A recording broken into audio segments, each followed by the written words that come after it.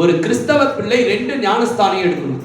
ஒன்னு தண்ணீரில் மூழ்கி பெறுகிற ஞானஸ்தானம், இன்னொன்று பரிசுத்த ஆவியினாலும் அக்கினியினாலும் எடுக்கிற ஒரு ஞானஸ்தானம். ஞானஸ்தானம் இருக்கிறது. தண்ணீரில மட்டும் ஞானஸ்தானம் எடுத்துட்டு நிப்பாட்டுறது இல்ல. இன்னொரு ஞானஸ்தானம். இந்த ஞானஸ்தானத்தை யார் கொடுக்கிறாருன்னு சொன்னா இயேசு கொடுக்கிறார். ஹல்லேலூயா. உங்களை பிதா குமாரன் பரிசுத்த ஆவி நாமத்தினால ஒரு ஞானஸ்தானத்தை ஒரு திருச்சபையினுடைய ஒரு ஊழியக்காரனுடைய கரத்தில் இருந்து நீ பெற்றிருப்பாய். இப்போ இயேசு கொடுக்கிற ஒரு ஞானஸ்தானம் ஒன்று உண்டு.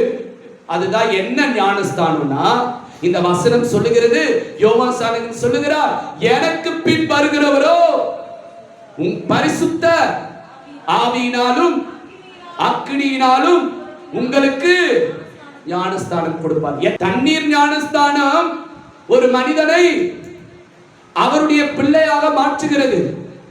அது தேவனுடைய பிள்ளை என்கிற அதிகாரத்தை உனக்கு கொடுக்கிறது.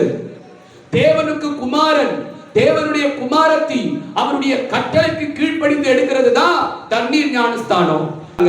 பரிசுத்த ஆவியினாலும் அக்கினியினாலும், நல்ல கவனி, ஞானஸ்தானத்தை பெற்றுக்கொண்டீங்கன்னு சொன்னா உங்க வாழ்க்கை மறுரூபமாயிடும். ஹல்லேலூயா. உங்க வாழ்க்கை என்னவாயிடும்? மறுரூபமாயிடும். நான் மறுரூபமாகணும், நான் தேவ சாயல் அடையணும்.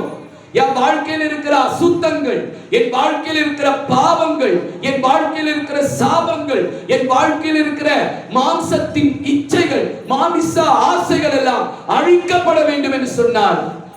பரிசுத்த ஆவியினாலும் அக்னியினாலும் ஞானஸ்தானம் பெற்றால் மட்டுமே தான் உங்க வாழ்க்கை மறுரூபமாக